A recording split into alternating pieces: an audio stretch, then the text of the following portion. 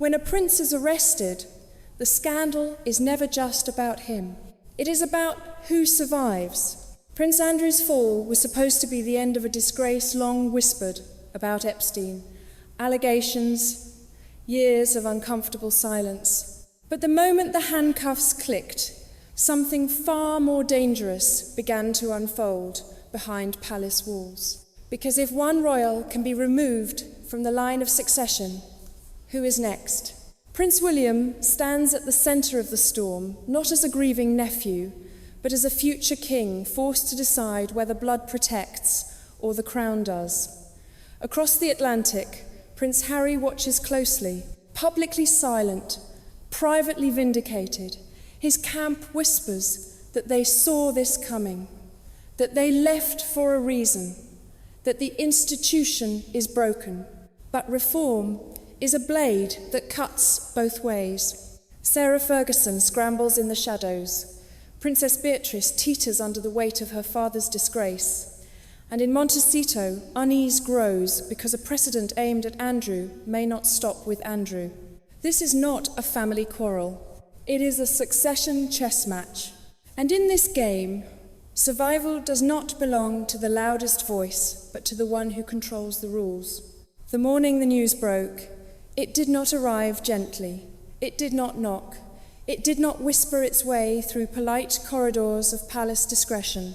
It crashed in like a verdict that had been waiting years for its moment, and the headline did not bother with euphemism. Crown in crisis. Andrew had been arrested, not questioned, not invited for clarification, arrested. And somewhere behind the polished doors of royal residences, one voice said, quietly but without tremor, "So it has finally come to this." Another voice, sharper, less forgiving, answered, "It came to this years ago. We simply chose not to look at it." Across television studios and newspaper front pages, commentators recited the history as though it were an old hymn everyone knew but had pretended to forget. Allegations, Epstein, that disastrous interview. The accusation of sexual assault against a young woman. And, woven through it all, the accusation that someone, somewhere, had attempted to contain it, soften it, manage it. Manage is such a gentle word, a senior editor muttered on air. What some call management, others call concealment. Inside Kensington Palace, the tone was not hysterical. It was colder than that. A security aide placed a folder on a desk and said with studied neutrality, "Sir, Parliament has begun informal discussions regarding the line of succession."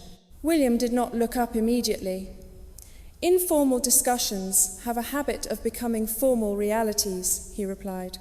"There is public pressure," the aide continued, choosing each word as though it might explode, "to remove the Duke from the line entirely. The phrase being used is moral unfitness." "And what," William asked without raising his voice, "does moral unfitness look like when written into law?" "It sets precedent, sir." There it was. Not scandal, not shame, precedent. Meanwhile, 3,000 miles away, a different tone coloured the conversation. "We feel vindicated," a source close to Harry and Meghan was reported to have said. The words drifting across the Atlantic like perfume in a drawing room. Vindicated, as though this were a courtroom drama and not a constitutional tremor. A Montecito confidant, speaking with the softness of someone who knows the microphone is friendly, remarked, "They left for a reason. They saw the cracks long before anyone else was willing to admit they were there." In London, the reaction to that whisper was not theatrical outrage, but something far more dangerous. "Vindicated?" a palace advisor repeated, arching a brow. "Vindicated by what precisely?" "By an arrest that threatens the entire architecture of the monarchy." William's response, when briefed on the commentary, was measured to the point of severity. "No one," he said evenly, is vindicated by disgrace, least of all when that disgrace carries the weight of the crown. Yet the media did not stop there. People magazine ran its own narrative, gentler in tone but no less pointed. Harry, it suggested, was frustrated by comparisons to his uncle. Frustrated, as though irritation were the central injustice in a story about alleged abuse and institutional reputation.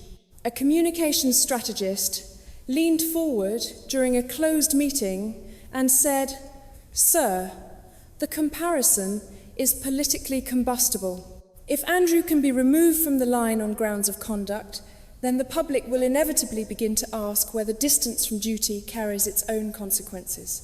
William's gaze did not waver. "Distance from duty," he repeated, tasting the phrase as though assessing its structural strength. "An interesting standard." Another adviser added quietly, "If Parliament amends the rules in response to Andrew, the language may not stop at Andrew. The public mood is less patient than it once was." Public mood, William said, almost to himself, is a tide. It rises quickly, and it drags everything with it. At that very moment, a television presenter declared with performative gravity, "This is not merely about one prince's alleged misconduct. This is about whether the monarchy can survive its own shadows." And that, perhaps, was the line that lingered longest. Because the crisis was no longer confined to a man and his past associations, it was now a question of structure, of succession, of who remains and under what justification. In Montecito, another conversation unfolded behind closed doors. "They are not going to make him the only example," one voice warned. "If they change the rules, they change them for everyone." A second voice responded, calm but edged. "We left. We stepped back. That is not misconduct." "No," came the reply, "but absence has optics, and optics have consequences." Back in London, a senior constitutional advisor spoke plainly. "If the Duke is removed," he said, "it will be the first time in modern history that moral failure triggers structural amendment. It will be interpreted as reform. Reform invites further reform. And reform," William observed, "rarely stops where it begins." The air was not filled with shouting, it was filled with calculation. The difference is important. A junior aide, perhaps too candid for the room, ventured, "Sir, there will be those who argue that this is the moment to demonstrate that no one stands above the institution." William's reply came without hesitation. "No one does. But that includes—" "Yes," he interrupted gently, "it includes." The words hung there, unfinished yet unmistakable. Meanwhile, the public appetite sharpened. "Remove him," one columnist demanded. "Clean house," another insisted. The language was not subtle, it was surgical. And surgery, once begun, rarely stops at the first incision. "This is about survival," a palace strategist said during a late evening meeting. "No," William corrected softly, "this is about legitimacy. Survival without legitimacy is merely delay." And somewhere, in a Californian living room scented with sea air and self-justification, someone said, "We told them the system was broken." In response, a voice in London murmured, "Broken systems do not arrest their own." But perhaps the most unsettling exchange occurred when a constitutional scholar, invited discreetly for counsel, leaned back and said, "Your Royal Highness, if Parliament chooses to redefine the conditions of succession, the language may extend beyond criminal liability. It may address active service. It may address representation. It may address responsibility." William nodded once. "Then let it address them honestly, because beneath the scandal Beneath the outrage, beneath even the moral reckoning, lay the true question that would not go away. If Andrew could fall from the line, what protected anyone else? The crisis had begun with handcuffs. It was evolving into legislation, and legislation does not whisper, it endures. What the public saw was an arrest. What they did not yet see was a chessboard being quietly rearranged. The pieces were not merely uncles and nephews, not merely disgraced princes and indignant sons, but principles, precedents, and the fragile architecture of succession itself. One voice, weary but resolute, concluded the night's final briefing with a sentence that felt less like commentary and more like prophecy. This is no longer about Andrew.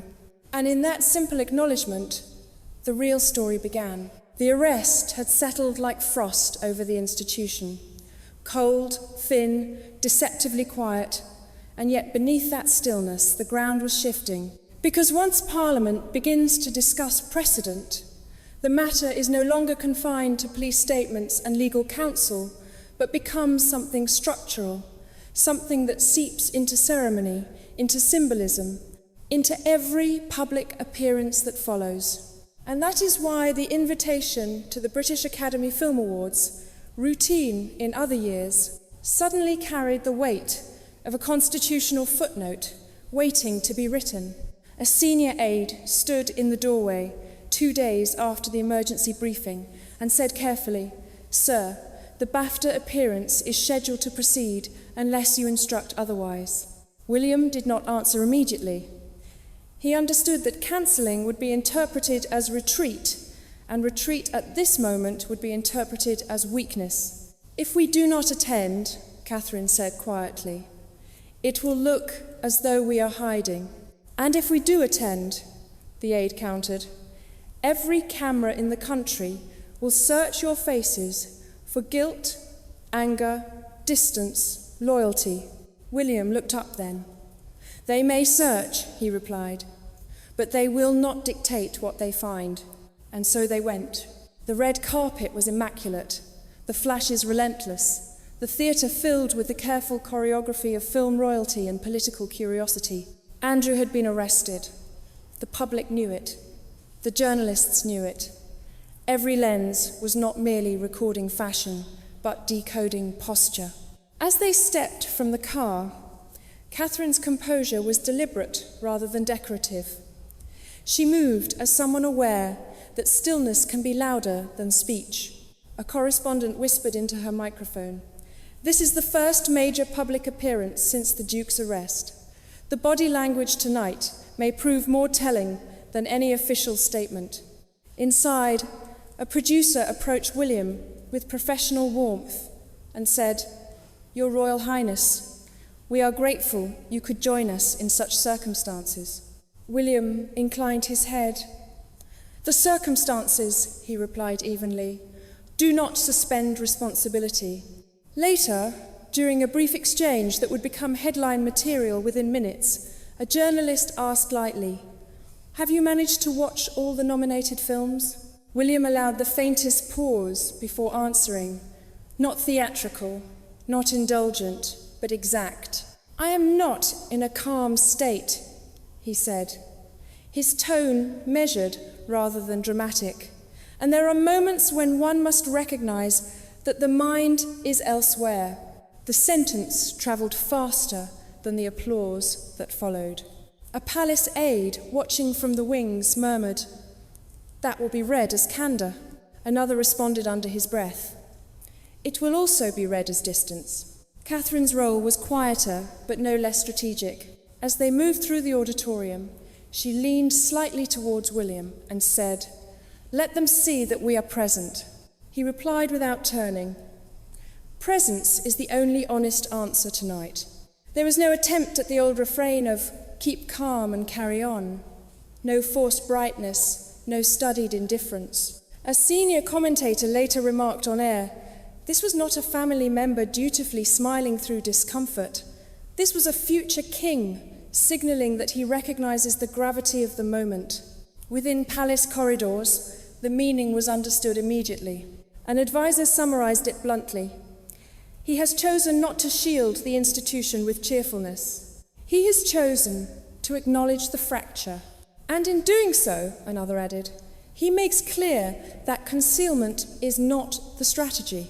The contrast with another narrative unfolding across the Atlantic could not have been sharper.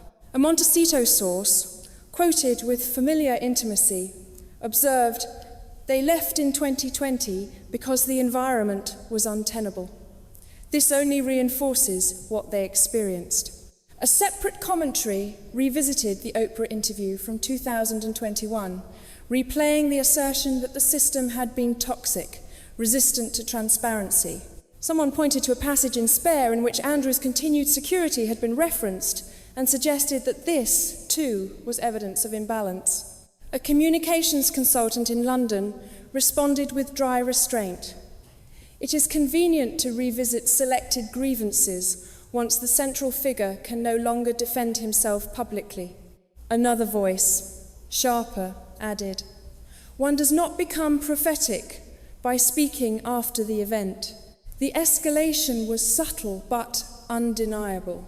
Andrew remained the legal crisis, but Harry was drifting into something more precarious."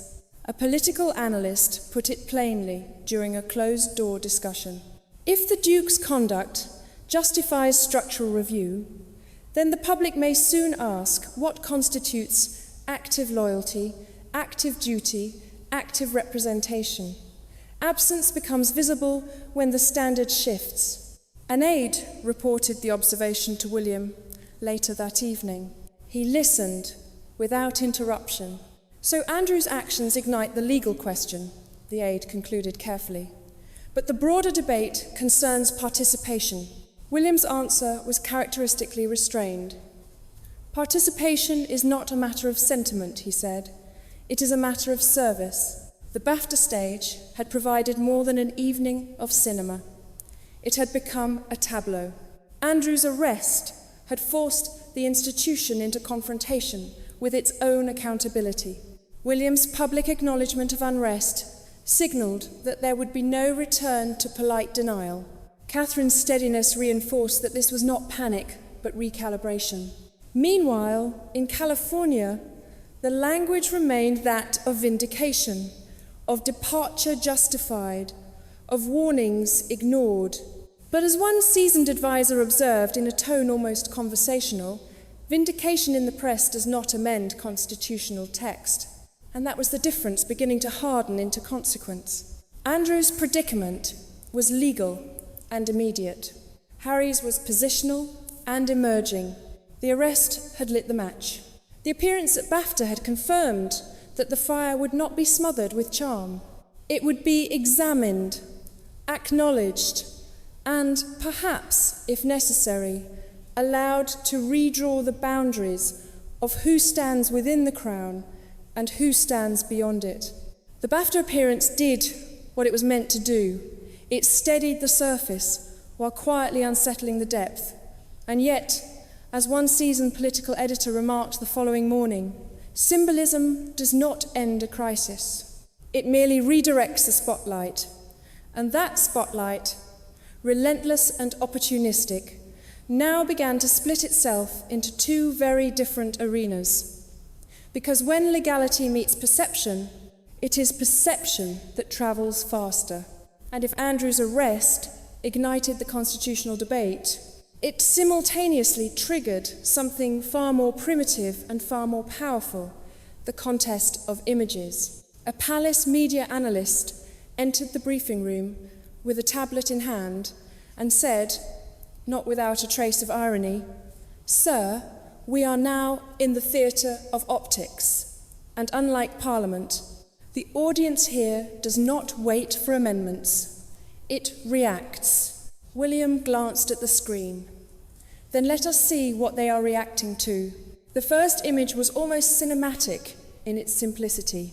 Catherine standing pitch-side at a rugby match, the air crisp, the crowd unfiltered, applause rising not as obligation but as instinct. A man in the stands shouted, "That's our princess!" Another voice called out, "We're with you!" She smiled, not broadly, not theatrically, but with the ease of someone who understands that loyalty cannot be choreographed. An aide, standing nearby, whispered to a colleague, "You cannot manufacture that sort of reception." His colleague replied dryly, "No, but you can lose it." Across the Atlantic, the second image emerged, with far less warmth and far more choreography. Harry and Meghan seated courtside at an NBA game, cameras present, flashes dutiful, but the atmosphere conspicuously indifferent. A sports commentator murmured on broadcast, "There are some special guests in attendance tonight," and then promptly returned to discussing free throws and defensive strategy. A public relations consultant, watching the footage, said under his breath, "When the players do not glance in your direction, the hierarchy becomes self-evident." One observer offered a darker aside. Hollywood royalty is a delightful phrase until one realizes that it is merely metaphor. The contrast did not require narration. It required recognition. Back in London, a communications advisor summarized it with brutal clarity. In one frame, continuity. In the other, detachment. Another added, "The public is beginning to ask a question we cannot ignore. Who represents the future and who represents a footnote?" Meanwhile, from Montecito came the inevitable clarification. A source insisted, "They are not commenting on Andrew because it is not their concern. They stepped away in 2020. They have their own lives." A journalist pressed gently, "And yet there are indications they felt something was wrong long before the arrest." The reply arrived with polished restraint. They always sensed that certain matters were mishandled. In a London office where irony was as common as tea, a strategist responded to that claim with measured skepticism. "It is an interesting position," he said, "to decline involvement while retaining foresight." Another voice in the room remarked with a hint of dark humour, "Apparently one can exit the building and still claim to have read the fire alarm correctly." William listened to the analysis without visible reaction. "So the narrative," he said eventually, "is that distance equals wisdom." "Precisely," the advisor confirmed. "If Andrew is removed from the line, there will be an attempt to suggest that those who left did so out of principle rather than preference." "And what would that make their departure?" William asked quietly. "A preemptive moral stance," came the reply. William's expression did not change. Morality announced after the fact is rarely preemptive. The debate intensified, not in shouting matches, but in subtle shifts of emphasis. Television panels began asking, "Does this crisis validate previous criticisms?" Columnists pondered whether stepping back in 2020 now appeared strategic rather than impulsive. A seasoned political correspondent observed, "If Andrew embodies the legal disgrace, Harry risks embodying the reputational ambiguity." Within palace walls, the implications were dissected with precision. "If Andrew falls," one advisor explained, "Harry may attempt to occupy the moral high ground by contrasting himself with scandal." And yet, another countered, "He has chosen separation over service. That contrast cuts both ways." The arithmetic was not sentimental. Andrew's arrest was a legal reckoning. Harry's positioning was reputational calculus. One senior aide leaned back and said, almost conversationally, "The public is no longer asking who erred. They are asking who stands within the system and who stands beyond it." William nodded slowly. "And in that question lies the real consequence. Because if Andrew represented misconduct that could be excised, Harry represented departure that could be evaluated." An advisor put it bluntly, "If the Duke is removed from the line for conduct deemed incompatible with the Crown, there will be murmurs about compatibility in other forms. Active participation may become the metric." And what of public sympathy? someone asked. Sympathy, came the dry reply, is volatile. Structure is not. Meanwhile, Montecito's messaging grew subtly sharper. They chose peace over toxicity, one insider declared. They refused to remain in a system that protected the wrong people. A palace analyst, reading the statement, allowed himself a thin smile. It is a curious defense, he observed, to claim moral clarity while disclaiming responsibility. William's final remark on the matter, delivered in a tone neither defensive nor triumphant, encapsulated the widening divide. The institution, he said, is not upheld by commentary. It is upheld by conduct. The images continued to circulate. Catherine greeted by cheers. Harry and Meghan greeted by polite acknowledgement. The contrast was not cruel. It was instructive. And as one veteran editor concluded in an evening broadcast, the arrest has ignited a legal crisis, but the photographs have ignited something else entirely.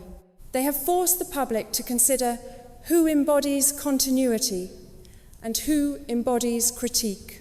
In that subtle but unmistakable shift, the battle moved from courtroom to perception, from accusation to alignment. Andrew remained the immediate problem. Harry was becoming the emerging question. And in politics, as in monarchy, questions are often more destabilizing than answers. The photographs had done their damage, and damage, once visible, demands reaction. What had begun as a question of optics now sharpened into something far less forgiving, because the contrast between cheering rugby crowds and indifferent courtside glances did not merely bruise pride, it altered leverage. And when leverage shifts, those with the most to lose rarely remain still. A senior strategist said, with a candour bordering on brutality, if public alignment hardens around continuity, the York position weakens by the hour. Another replied, and weakened positions do not negotiate, they scramble, which is precisely what began to unfold. The first tremor did not originate in Westminster, but in Switzerland. A lifestyle correspondent announced with restrained incredulity, Sarah, Duchess of York, has been sighted at an exclusive wellness resort in Zurich, where rooms reportedly begin at $13,000 per night. 13,000. The figure did not need commentary. It carried its own indictment. On a prime-time panel, a commentator leaned forward and asked with sharpened emphasis, is this what crisis management looks like? A Swiss retreat at the height of constitutional upheaval? Another replied, one might forgive escapism, but optics, as we have learned, are merciless. Within hours, the question hardened into accusation. Do they grasp the magnitude of this moment? A columnist demanded. Or do they believe the Crown can absorb yet another indulgence without consequence? In London, the footage was played back without melodrama. William did not react theatrically. He simply said, timing is a language. An aide responded, and this speaks poorly. Meanwhile, the private cost of public scandal began to surface. A close friend of Princess Beatrice spoke in guarded tones to a reporter, and the quote spread with surgical precision. She is on the verge of a nervous breakdown. She is trying to reconcile the father she loves with the allegations she cannot ignore. Inside palace corridors, the human dimension was acknowledged without sentimentality. An advisor said quietly, whatever the political calculus, she did not choose this. Another answered, no, but she will inherit its consequences. The pressure intensified as internal briefings grew less hypothetical and more direct. A constitutional aide laid out the scenario with chilling clarity. If the Duke is formally removed from the line of succession, the review will not end there. The framework may extend to immediate family members, particularly where public trust is implicated. A silence followed that was not confusion but recognition. So the question becomes, someone finally said, whether the daughters remain insulated from the father. And in that silence lay the dread that Switzerland could not soothe. Reports began circulating that Sarah Ferguson was making calls, discreet at first, then increasingly urgent. A political intermediary confided to a colleague, "She is arguing that removing Andrew entirely would set a precedent too dangerous to contain. She wants him to remain on the list, at least nominally, as a gesture of stability." The colleague's reply carried a note of dark amusement. Nominal stability is still precedent. Another insider described the effort with less restraint. It is not defense, it is containment. They are attempting to prevent the domino from toppling, because that was the true fear. If Andrew fell decisively, the principle behind his removal would become portable, and portable principles travel. In a closed meeting, an advisor briefed William without embellishment. There are indications of political outreach on behalf of the York family. The objective appears to be limiting structural reform to Andrew's personal circumstances rather than embedding it in statute. William's response was measured, but it carried weight. Limiting reform to an individual, he said, is merely postponing reckoning. The advisor pressed carefully. If they succeed in keeping him nominally within the line, even symbolically, the argument will be that scandal does not override blood. And if they fail, then blood yields to accountability. The escalation was no longer abstract. Ferguson's attempts to stabilize the position were interpreted by some as loyalty and by others as desperation. A veteran political journalist commented, "This is no longer about protecting one man's dignity. It is about preventing structural amendment within palace walls." The arithmetic sharpened. Andrew's legal jeopardy was now intertwined with legislative possibility. Beatrice's emotional distress was entwined with constitutional exposure. And Sarah's Swiss retreat, whether intended as refuge or oversight, had become a symbol of detachment at the very moment gravity was required. One advisor summarized the mood with blunt precision. The York camp is not merely anxious. It is aware that if precedent is written now, it may echo for generations. Another added with grim understatement, "And echoes, unlike headlines, do not fade." When the final report of the day was delivered to William, it contained no hysteria, only consequence. There are coordinated efforts underway to prevent Andrew's complete removal from the line. The argument being advanced is that stripping him entirely would destabilize the monarchy further. William read the summary, then closed the folder. "The monarchy," he said calmly, "is destabilized by inconsistency, not by clarity." Outside, the headlines continued to circle Switzerland, to probe Beatrice's fragility, to speculate on domino effects within the succession. Inside, the calculus hardened. The legal crisis had ignited political manoeuvring. The image battle had exposed vulnerability. Now the York panic was attempting to freeze reform before it could crystallize. But panic, once visible, rarely strengthens a case. It signals fear, and fear in matters of succession is often the clearest indication that the center of gravity has already shifted. By the time the Swiss interlude had curdled into political embarrassment and the York manoeuvres had been quietly catalogued, the matter could no longer be framed as emotional fallout or public relations mishap. It had matured into a legal question, and legal questions have a way of stripping sentiment from the room. The briefing arrived, not with fanfare, but with gravity.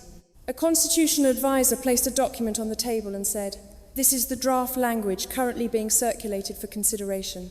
William glanced at the heading, then at the paragraph that had already begun to acquire the density of inevitability.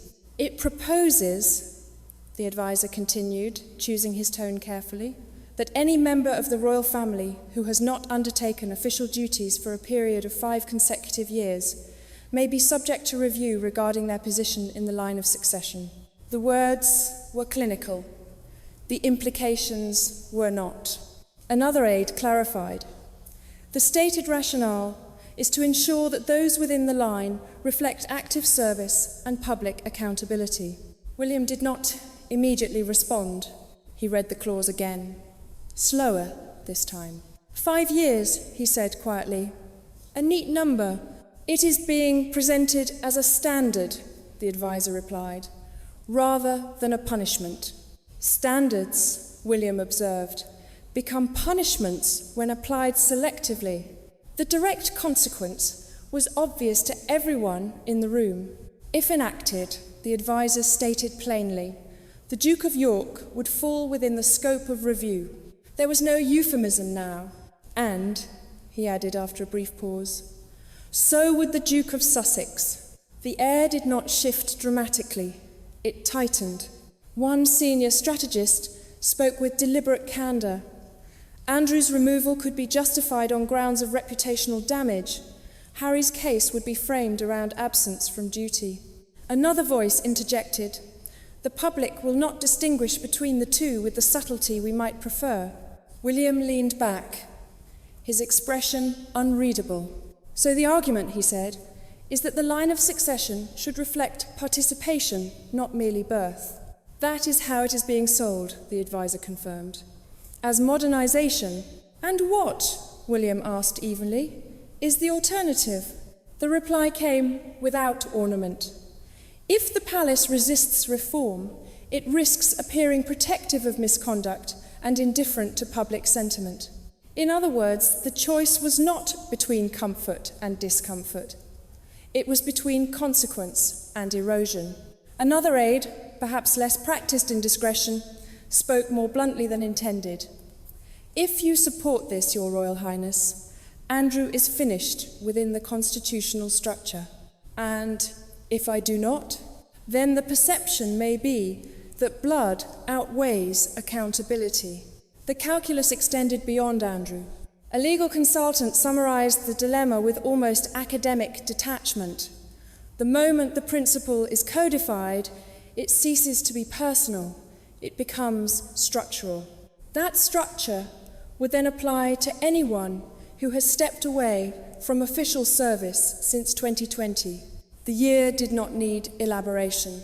One advisor ventured cautiously, there will be accusations that this is a veiled move against the Sussexes. William's response was immediate, though not heated. Reform cannot be shaped to avoid accusation. It must be shaped to withstand it. A silence followed that was neither agreement nor dissent, but recognition of the scale. Another voice added, there is also the risk that removing Andrew but sparing Harry under a new framework would invite claims of inconsistency. Consistency, William replied, is the only defence against claims of malice. The internal conflict was not theatrical. It was disciplined. If he endorsed the reform, Andrew's constitutional position would likely collapse. If the principle were applied impartially, Harry could not assume insulation. If he resisted reform, the crown would appear to shield its own. One senior aide articulated the moral axis of the problem. The public's patience is not infinite. They will accept sacrifice if it appears principled. They will not accept protection if it appears self-serving. William stood and walked to the window, not for drama, but for clarity. Is there, he asked without turning, any version of this that does not divide the family? The reply was measured. Division may be unavoidable. The question is whether it is private or constitutional. That was the heart of it. Andrew's misconduct had triggered the debate.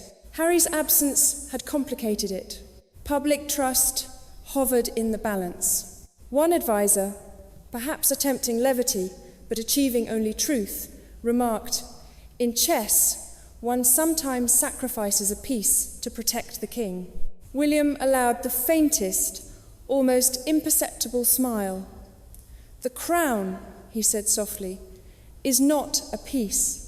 The reform proposal lay on the table between them, unassuming in appearance, monumental in effect. Support it, and Andrew's removal would appear inevitable, while Harry's position would be subjected to a standard he could not dismiss as arbitrary. Oppose it, and the narrative of concealment would gain fresh oxygen. The decision was not whether to act. It was how openly to embrace the consequences. An advisor summarized the stakes in a final, unvarnished sentence. "Your Royal Highness, the public will forgive pain. They will not forgive hypocrisy." William turned back from the window. "Then let us ensure," he said with quiet resolve, "that whatever we do cannot be mistaken for the latter." The assumption in California was not whispered. It was stated with the relaxed confidence of people who believed they understood the rules of the old game. "He won't touch it," one Montecito advisor said, swirling a glass with idle certainty. "William may posture about accountability, but when it comes to family, he will stall, he will delay, he will wrap reform in a committee and let it suffocate." Another voice, calmer but equally assured, added, "He cannot afford to fracture the bloodline publicly. He will protect the structure by protecting the individuals within it." The conclusion seemed elegant. William would hesitate. Reform would soften. Andrew would be quietly managed. The institution would default to instinct. Across the ocean, however, instinct was being replaced by calculation. In a formal setting, devoid of theatrical excess, William addressed the question directly. No raised voice, no visible anger, just articulation. "The monarchy," he began evenly, "cannot expect confidence if it resists scrutiny." A journalist pressed, "Does that include members of your own family, Your Royal Highness?" William did not evade. "It includes everyone." Another question followed swiftly. "Are you suggesting reform of the line of succession?" "I am suggesting transparency," he replied, his tone controlled but unyielding. "No one stands above the institution." The sentence travelled faster than denial ever could. Within palace corridors, aides exchanged glances that were not surprised but sober. "He has committed," one murmured. Publicly, another confirmed. In Switzerland, the news reached Andrew not as commentary, but as clarity. A confidant reported the statement, carefully avoiding embellishment. Andrew's response, stripped of diplomatic polish, carried the weight of recognition. "So that is how it is to be," he said, not shouting, not protesting, but understanding. "I am the necessary example." His associate attempted consolation. "It may still be contained." Andrew's reply was colder. "Containment ends the moment. Precedent is spoken aloud." In Montecito, the mood shifted from confidence to calculation with uncomfortable speed. A strategist stared at the headline and said flatly, "He has done it." "Done what?" another asked, though the answer was obvious. "He has chosen structure over sentiment." Silence followed, and then the realization emerged with unpleasant clarity. "If the principle is transparency," one advisor observed slowly, "it cannot be confined to scandal. It must address participation. And participation," another added, "is measurable." The word hung like an accusation. Harry, briefed on the statement, reportedly reacted with controlled irritation. "So he frames it as institutional integrity," he said, pacing rather than exploding. "He makes reform look like inevitability. A voice attempted reassurance. You stepped back. That is not misconduct. Harry's answer cut sharper than intended. No, but it is absence. There it was. The difference between disgrace and departure no longer felt like insulation. It felt like proximity. Back in London, the implications were discussed without melodrama. A constitutional advisor summarised the shift succinctly. By declaring that no one stands above the institution, he has removed the option of selective application. Another added with faint admiration, it is difficult to accuse him of targeting anyone when he has declared universality. Universality is a ruthless shield. Andrew now understood that his position within the line was unlikely to survive intact. Harry now understood that the language being used could not be comfortably ignored. Montecito, which had anticipated hesitation, was confronting decisiveness. A strategist there voiced the concern no one wished to articulate publicly. If Andrew is removed under a transparency doctrine, and if the 5-year inactivity clause gains traction, the conversation will pivot. And when it pivots, it will ask whether symbolic status without service is defensible. The atmosphere shifted from vindication to vigilance. What had been a narrative of moral foresight now risked becoming a question of structural eligibility. In a final internal exchange that evening, an aide reported the international reaction to William's words. The comment is being interpreted as a line in the sand. William responded without flourish. It is not a line. It is a standard. And standards, once declared, do not retreat politely. Andrew had become the first casualty of principle. Harry had become aware that principle does not discriminate between scandal and separation. The twist was not dramatic in volume, but devastating in logic. Montecito had predicted protection. William had delivered reform, and in doing so, he had altered the board in a way that made retreat increasingly impossible for everyone involved. If William had redrawn the board with a single sentence, Montecito chose not to retreat but to counter, because in politics silence is tolerable only if it appears voluntary, and what had begun as murmured vindication was now sharpened into something more deliberate, more theatrical, and more dangerous. A communications advisor in California leaned forward across a glass table and said with measured intensity, "If transparency is the word he wants to use, then transparency cuts both ways. We should revisit the culture that allowed silence to flourish in the first place." Another voice followed, colder, calculated. Not an attack, a narrative. We frame it as systemic failure. We talk about patterns. We talk about what we witnessed. "And what precisely did you witness?" someone asked carefully. The answer was evasive, but strategic. Enough to know that discretion has long been misused as insulation. The phrase landed exactly as intended. Within days, speculation began circulating about a potential media project exploring what insiders called the culture of concealment. No names were confirmed. No scripts were released. But the implication was unmistakable. A television commentator remarked with thinly veiled anticipation, "If there are revelations to come, the timing would be interesting." Interesting. In London, the reaction was not alarm, but irritation. An advisor summarised it dryly. "They intend to equate reform with admission." Another added, "and to imply that departure was principled foresight rather than personal preference." William's response was not defensive, it was procedural. "If they wish to speak," he said calmly, "they may do so.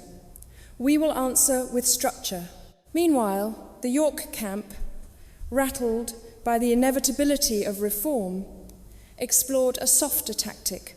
A confidant of Sarah Ferguson reportedly suggested, Perhaps Beatrice should be seen. Let the public see her pain. Remind them that this is not only constitutional, it is human. Fergie, increasingly aware that optics could wound as much as legislation, considered the possibility. She has done nothing wrong, she said in a private conversation relayed discreetly.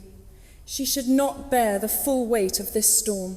A media consultant replied gently, "Sympathy is powerful, but it must not appear orchestrated."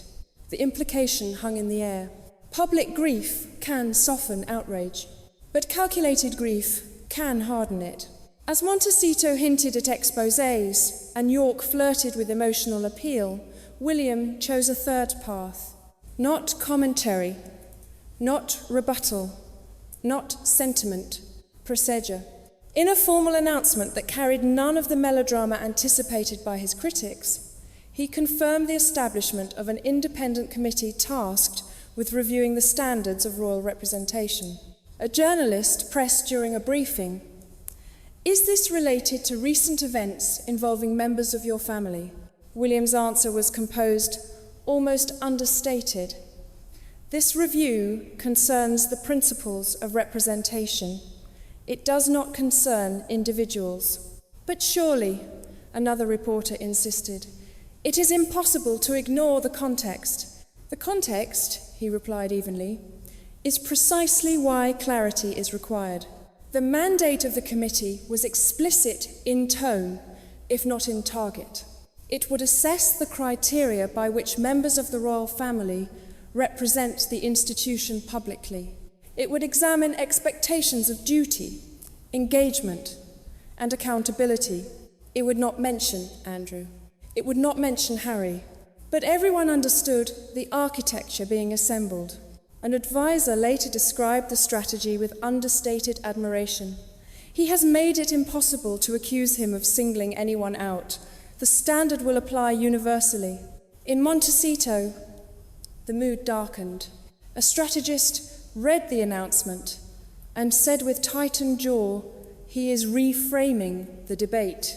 Another responded sharply, "He is attempting to redefine legitimacy. And if the committee concludes that active service is a prerequisite for representation," the silence that followed answered the question. Back in London, the internal message was blunt, though never publicised. An aide summarised it in a briefing note. Representation requires responsibility. Status without service is not sustainable. William, reading the draft, amended one phrase before approving it. "Replace sustainable," he said quietly, "with defensible." The distinction mattered. Sustainability suggests endurance. Defensibility suggests justification. As the committee's formation dominated headlines, Montecito's hinted project began to look less like revelation and more like reaction. A political analyst observed on air, "The palace has responded to narrative pressure not with denial, but with structural reform. That is a difficult tactic to undermine." Fergie's deliberations regarding Beatrice's public appearance stalled as advisers warned against appearing to weaponize vulnerability. "Grief cannot be deployed," one cautioned her, "without risking backlash." Meanwhile, the committee quietly began its work. It would review what it meant to stand on balconies, what it meant to open hospitals, what it meant to speak on behalf of the Crown, and beneath all of that, unspoken but unmistakable, lay the principle that now guided the conflict. Those who do not perform the duties cannot indefinitely claim the mantle. Andrew's scandal had triggered legal reckoning. Harry's departure had triggered reputational debate. William's response had shifted the terrain entirely. He had removed personality from the equation and replaced it with policy. And in doing so, he had forced both Montecito and the York camp to confront a reality far more unforgiving than accusation or sympathy. The battle was no longer about who felt wronged. It was about who could justify standing within the institution once the definition of representation had been formally redrawn.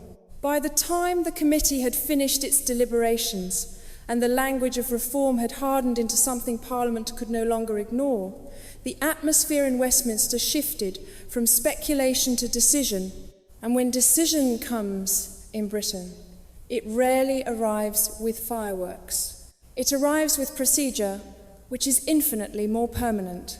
A senior parliamentary figure announced with restrained formality, "The proposed amendment concerning standards of accountability within the line of succession has passed." No cheers. No outrage in the chamber, just the quiet violence of constitutional adjustment. In practical terms, the outcome was unmistakable. Andrew was formally removed from the line of succession, not suspended, not symbolically distanced, removed. A correspondent summarized it in a tone bordering on disbelief. For the first time in modern history, reputational and ethical considerations have resulted in structural exclusion. Inside a private room, an aide reported the news succinctly. "It is done." Andrew received confirmation without ceremony. A confidant later described his reaction in a single line. He understood that this was no longer negotiation, but conclusion. There was no public statement of protest, no theatrical denunciation, only absence. And absence, when formalized, speaks volumes. But the decision did not end the conversation. It redirected it with alarming speed. Within hours, the question circulating across television panels and editorial columns was no longer confined to Andrew. If accountability is the new standard, one commentator asked pointedly, does it apply exclusively to misconduct, or does it extend to sustained disengagement? Another added, with less restraint, if active duty is now the implicit expectation, what does that mean for those who stepped away in 2020? The pivot was swift and merciless. In London, a media advisor noted the change with clinical precision. The spotlight has moved. William, informed of the shift, responded with characteristic restraint. Spotlights move, principles remain. In Montecito, however, the mood was different.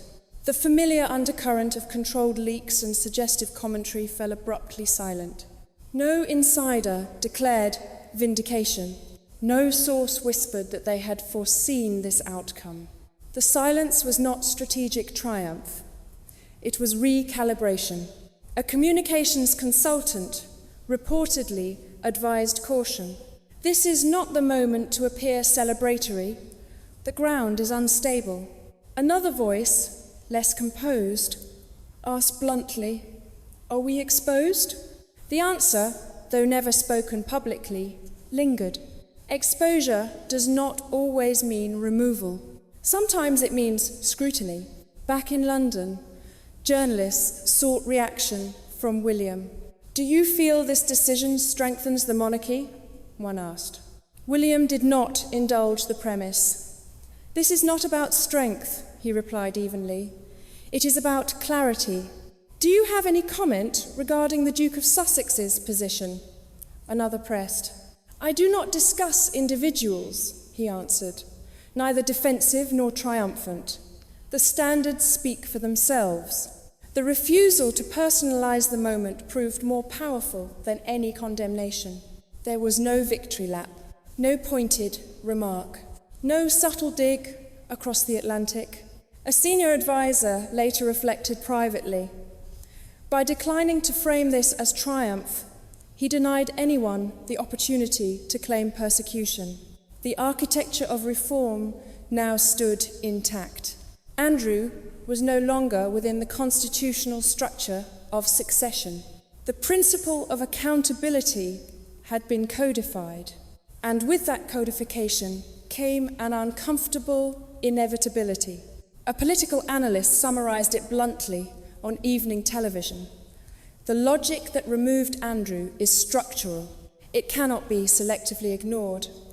The question of continued inclusion for non-working members will not disappear simply because it is inconvenient. In Montecito, the usual rhythm of narrative management had slowed to near stillness. There were no triumphant briefings, no renewed emphasis on past grievances, only the quiet recognition that precedent, once written, does not discriminate. An advisor there reportedly concluded with understated concern, when reform becomes law, it stops being a talking point. In London, William closed the final briefing of the day with a sentence that revealed nothing of personal sentiment and everything of institutional intent. "The matter has been resolved within the framework of the Crown," he said calmly. "That is all that requires acknowledgement." And yet everyone understood that acknowledgement was not the same as conclusion. Andrew's removal had answered one question decisively. It had simultaneously raised another. The board had been cleared of one piece. The rules had been rewritten.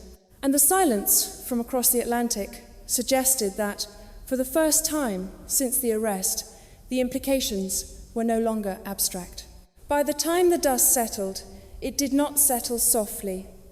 It arranged itself into something recognizable, something firmer than rumor and sharper than speculation, and that something revealed itself not in a press conference, not in a triumphant speech, but in a balcony appearance that carried more weight than any declaration could have achieved. The doors opened without ceremony. William stepped forward first, Catherine beside him, not as ornament, but as equilibrium.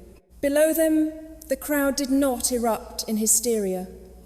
It responded with steadiness, with that peculiar British mixture of restraint and loyalty that cannot be choreographed and cannot be purchased.